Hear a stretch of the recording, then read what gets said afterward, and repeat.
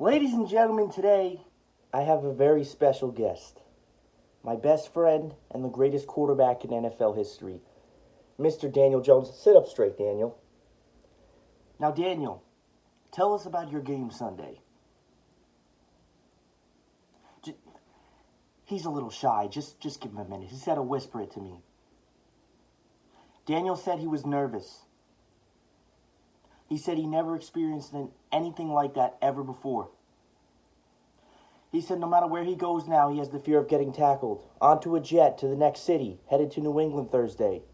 He's scared to get tackled. Ladies and gentlemen, thank you for your time, Daniel. That'll be enough. This, ladies and gentlemen, is your Week 5 NFL review, and the only thing scarier is the fact that some of you are actually Jets fans. Let's go. Also in NFL history, to give you his insight of what he feels. And as you can see, he's not taking his Week 5 beatdown lightly. Listen, here's the deal. This week in the NFL was very different. I didn't expect there to be so many teams that still haven't won a game or just as bad as they are. And there were some injuries this week, not too much to speak of, but a lot of I felt like this week was kind of a run-of-the-mill, predictable a little bit with the NFL. That first game you had that Thursday night game with LA visiting Seattle, and it was a slugfest. It was 30-29 was the final.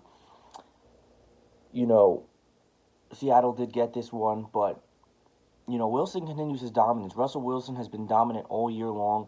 And you know what? Before I continue anymore, I got to switch because this lighting is just not happening for me. This is the game, the Thursday night kickoff game. Wilson continues his dominance, and he's been so accurate and so consistent this year for the Seattle Seahawks.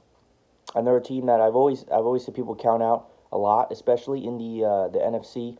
But they really shouldn't, because regardless, they may even come away with this division if the Rams don't play consistently. But I still expect the Rams to play consistently. But Wilson threw 4 touchdowns in this game. Chris Carson, who's been running great for the Seahawks all year, continued his dominance. It was heavy run. He had 118 yards on the ground. Goff missed a lot of completions in this game. There was a TD pass for Seattle, 4th and goal late, and a missed LA field goal late. And the Rams should have had this game, but they did not.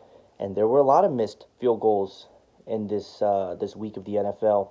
And as a Titans fan, I'll tell you that as we get into details on that. But the Seattle Seahawks do edge out the Rams in a game that they maybe should not have won, but nonetheless play well. And Russell Wilson has been one of the best performing quarterbacks in the NFL this year in terms of consistency, and he has been doing great. And the next game was Jacksonville going to Carolina.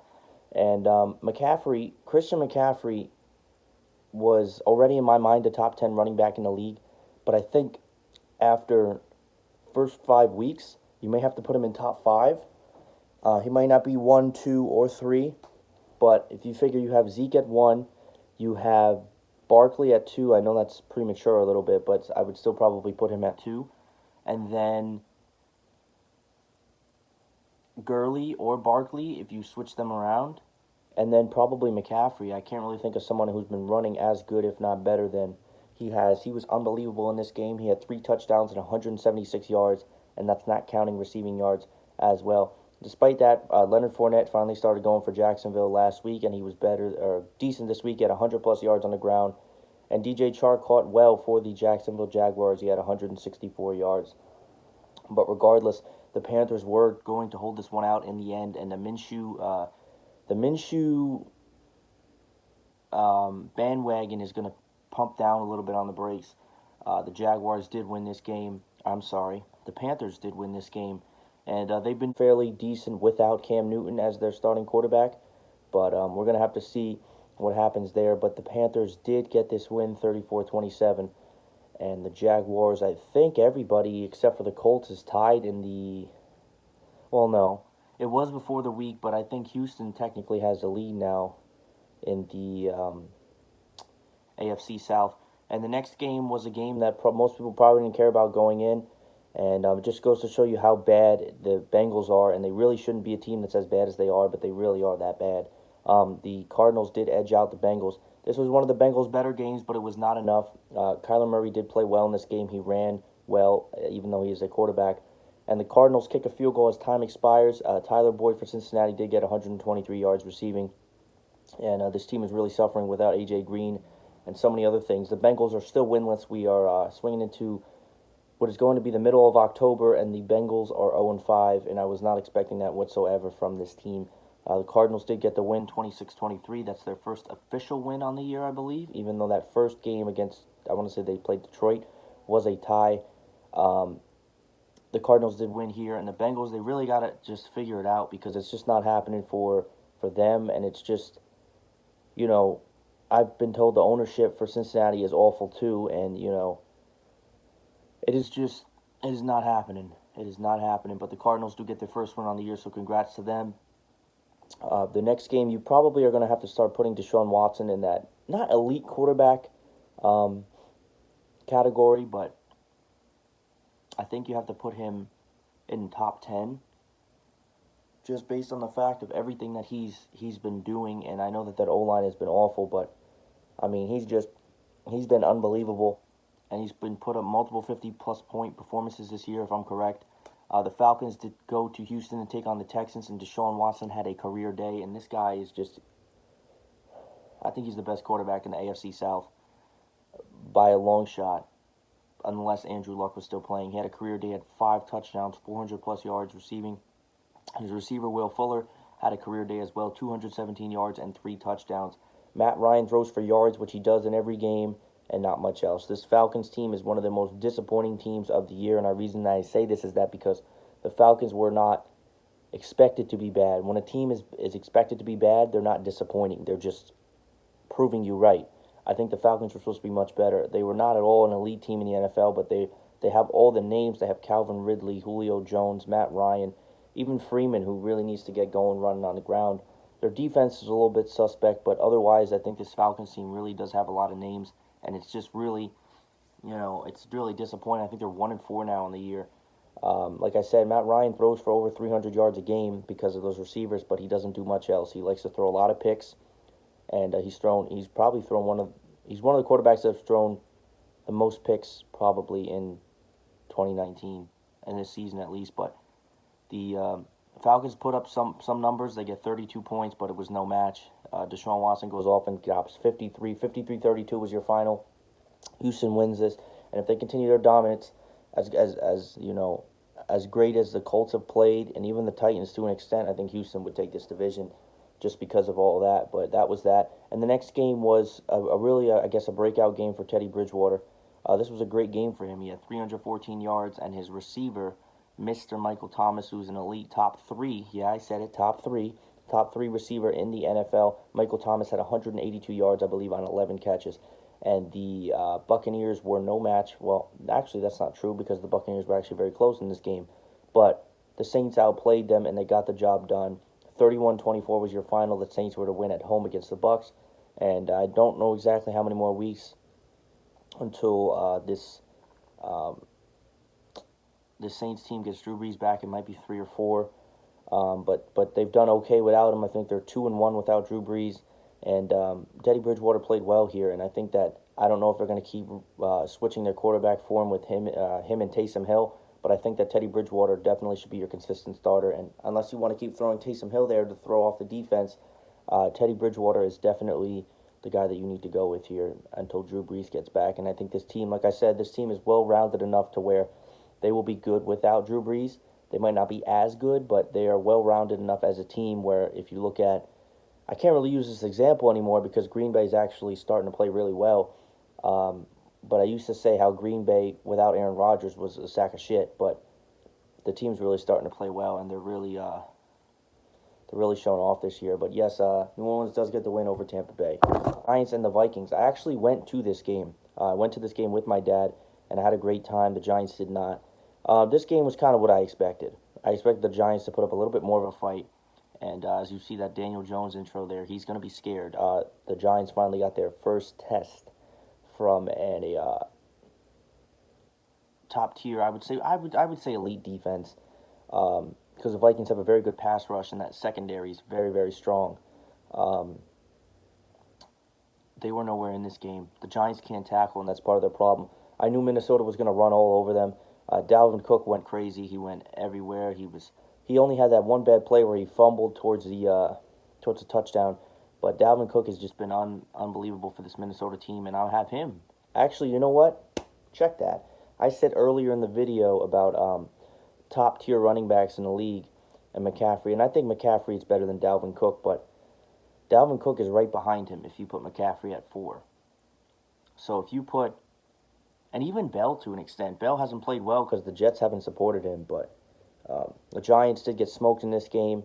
Minnesota was wide open, and it's kind of scary to think what Tom Brady's going to see on Thursday night when they play this team. But they were wide open. Their defense was shutting him down. Daniel Jones was getting nailed all game long. He was getting sacked and sacked and sacked.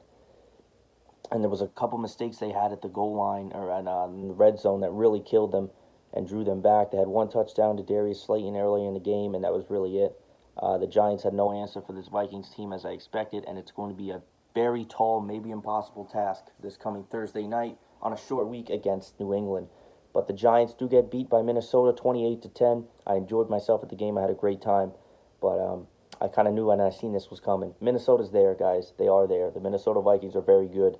And I think they're a team that doesn't get enough credit. And you really got to watch out for them because they will probably get a wild card spot.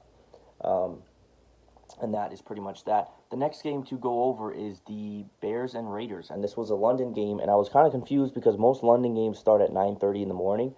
I don't know exactly what the time was here, but we need to start talking about a team that is going to start silencing its critics prior to the year, and definitely me being one of those critics. The Oakland Raiders, soon to be Las Vegas Raiders, did beat the Bears, and they're 3-2. If you told me the Raiders were going to be 0-5 at this point in the season, I would have said you're probably right. But the Oakland Raiders are really starting to silence teams, even though they lost some players and they got some holes on the defense. This was a great day for Josh Jacobs, who's been breaking out as a running back for the Oakland Raiders. And this guy, he's really good. He's really good. He had 123 yards. Derek Carr was consistent at quarterback for the Raiders. And they did end up edging out the Chicago Bears 24-21 in London. And Chase Daniels was in, but he had a couple picks for the Chicago as their quarterback. And I don't know how long until Trubisky comes back, but I think this Bears team is really going to struggle a little bit, especially at the quarterback position. Not that Chase Daniels is bad, because he's not that bad of a backup quarterback, but emphasis on backup. And that is that. The next game was not much of a game, and I don't think anybody that knew anything about football would tell you it would be a game. The Jets were going to Philly to take on the Eagles, and the Eagles have one of the best home crowds, and we know this, and they're one of the better home performing teams, and they just completely ripped through the Jets. Everything that the Eagles did was expected, and they just completely obliterated and melted the Jets. The Jets continued to look miserable. The Eagles annihilated them. When you're starting your third-string quarterback for an extended period of time, this is what you can expect. But it's not even so much that. The Jets around them haven't been supported. They've had some injuries on defense. Bell hasn't been able to run because of that line. And the Jets, really, I think that they should be a much better team than they are. They're going to need some magic voodoo or whatever it is to get Sam Darnold back because they desperately need him. And I think that even if Sam Darnold starts this game, I still don't think the Jets win, just because the game A is in Philly and B, the Eagles are starting to find a consistent flow of excellence to win, and I think that you just have to. I don't know. And the Jets, their schedule, their next couple weeks is not much easier. They're home against Dallas this coming Sunday, and Dallas, who's been losing a couple games, they're hungry. And they really want to prove themselves and say that they are at that elite team. And I think they're going to absolutely feast on the Jets. And that's the perfect plate or perfect entree to put right in front of Zeke to eat. And I think the Cowboys are going to destroy the Jets. But otherwise, the next game, now this was a little bit scary, actually, believe it or not.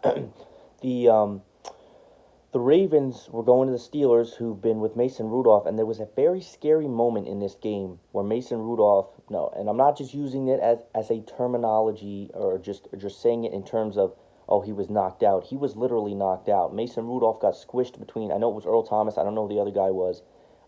First off, it wasn't a dirty hit. I don't think it was intentional. There was no reason for him to be ejected. Should there have been a penalty? I guess, but there shouldn't have been any type of discipline towards Baltimore because I don't think, if you go back and watch it, there was no sense of it being intentional. Rudolph got his ass knocked out, and they walked in with their third string quarterback. I don't know how long Rudolph was actually in this game. I'll have to ask some of my Steelers friends. But Lamar Jackson, he's kind of taken a step down a little bit. He has since his phenomenal first 2 weeks. He's thrown a couple picks, but at the end of the day, this was nail and nail. And in overtime, the Ravens did get a kick to win the game. The Steelers team is, we have to see, because a lot of times when you get a concussion in the NFL, it does not mean that you're out for weeks. It could be if you're a repeat offender in that case. But most times, concussions, 9 times out of 10, you're out for the game, and then you come back next week. But it really depends how bad it was and the severity and the chance of re-injury risk in terms of that. But the Ravens do edge out the Steelers, and it's going to be interesting to see where they go from here. And the next game I did not watch because I was at the Giants game. But my Tennessee Titans shitting the bed once again. Okay, first off, we miss Ryan Suckup desperately. He's one of the best kickers in the league when we have him. And the fact that he's been hurt, Carlos Santos is awful. He's awful. The guy missed 4 fucking field goals yesterday for the Titans. And then, on the icing on that, is that we drove down. It was 14-7 Buffalo. We drove down and scored a touchdown, and it got called back. So, the Titans lost this game. I don't think the Bills won this game as much as the Titans lost this game. We really shot ourselves in the foot here, and this was a game we should have won. Buffalo was coming to Tennessee to take on the Titans, and Buffalo would end up winning 14-7. It was a defensive chess match like I did predict, but I was expecting so much more from the Titans in this, and I think that our offense has gotten a little bit better, but this was a very disappointing game for me. Carlos Santos was released yesterday at the time of this recording. He has already been released, and I think that's well-deserved. I think that anytime you miss 4 field goals in a game, it doesn't matter how great of a person you are, you need to be released by that team. We're going to see where we go next week. We've got a challenge next week. First off, it's in Denver. Denver's a hard place to play, especially if you don't play there. And we're taking on the Broncos. And the Broncos are looking to build on a win that they had, which I'm going to get to in a minute. But it's going to be a little bit of a test, I think, if you ask me. I think the Broncos are a team where it's going to be another defensive game for me. The defense for the Broncos really got going this week, and I think that that's going to be a problem for us. And playing in Denver, it's a very hard place to play. But I am definitely looking forward to taking on the Broncos. I got a very, very close friend that is a Denver Broncos fan, so we're going to be talking shit all week. And it's going to be fun, and we're going to see what happens. But I'm looking forward to that game. Anyway, the next game was not much of a game, but if you looked at the first half, you may have thought that the Washington Redskins had 2% of a chance. They didn't have a chance. You knew they didn't have a chance. New England and Brady and all the boys were heading down to Washington to take on the Redskins in this game. And believe it or not, it was 5-0 Redskins at one point in this game, and it was 12-7 halftime New England. This was a nail-biter at half, but then Brady and the Pats, they were just going to rip the damn door open. They were going to take the hinges off and kick it down. New England completely annihilated the Redskins in the second half of this game. 33-7 was your final. New England is going to be hosting the Giants. And please go easy on my buddy, my best friend, Daniel Jones. Go easy on him, please. Please do not annihilate him. I know this Patriots defense has looked so good this coming season. Please do not annihilate my friend, my good old buddy, my pal, Daniel Jones. But it's going to be a feasting for the New England Patriots on Thursday night. Patriots win this game. The Redskins are 0-5. 5 a.m. Monday morning. Jay Gruden gets called to the office. And I think the reason they did this at such an early time is that if they didn't do it by 6 or 7 a.m., they had to pay him the base salary or whatever the situation was for week